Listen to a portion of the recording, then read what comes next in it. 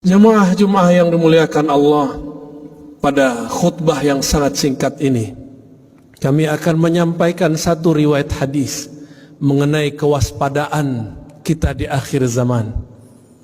Suatu kali diriwayatkan bahwa Sayyidina Ali dalam hadis Bukhari, begitu juga hadis Muslim, mengirimkan Ghunaimah atau Zuhaibah beberapa emas, beberapa harta rampasan perang tentunya, dikirim dari Yaman ke Madinatun Nabi, Madinah At-Tayyibah, Madinatul Rasul sallallahu alaihi wasallam. Dalam kisah ini Rasulullah dihardik.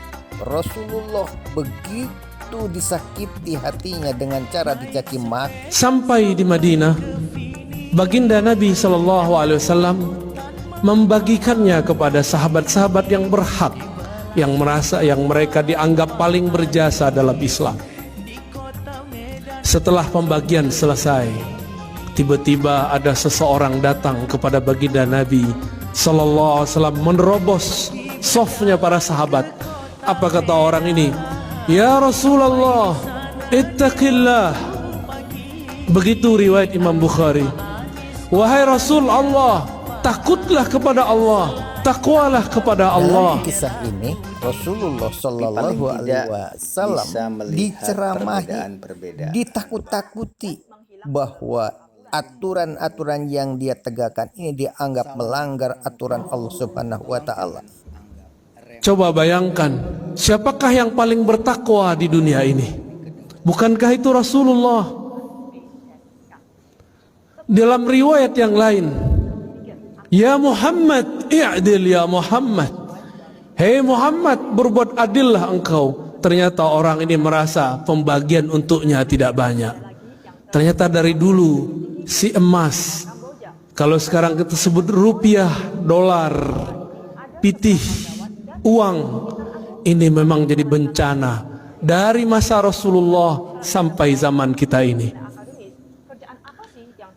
Apa kira-kira perasaan sahabat ketika ada orang membentak Rasulullah dengan kalimat ya Rasulullah ittaqillah? Wahai Rasulullah, kamu takutlah kepada Allah. Berarti dia sedang menghardik baginda Nabi Muhammad sallallahu alaihi wasallam. Apakah Nabi membalas? Tidak. Apakah Nabi membalas dengan kata-kata kasar? Tidak. Kalau kita ambil kesimpulan bahwa siapapun pemimpinnya termasuk Rasulullah, pasti saja ada yang mengkritiknya, bahkan menghardiknya, padahal itu adalah Rasulullah. Apalagi seorang Pak Jokowi atau Pak Anies kelak yang akan jadi presiden. Bagaimanakah sikap Rasulullah ketika menerima hardikan seperti tadi? Nabi diam. Itulah Nabi Muhammad sallallahu alaihi wasallam. Tiba-tiba Sayyidina Khalid ibn al-Walid sedang menghunuskan pedang. Tangannya gemeteran menahan emosinya melihat kekasihnya Rasulullah dihardik oleh seseorang. Apa kata Khalid? Bayangkan ketika kelak Pak Anies jadi presiden, para buser-buser yang sekarang merajalela ini mungkin nanti bisa berperilaku lebih kejam lagi, lebih keji lagi. Jika masyarakat nanti seperti yang terjadi di zaman Rasulullah, apakah Pak Anies akan bisa bertahan?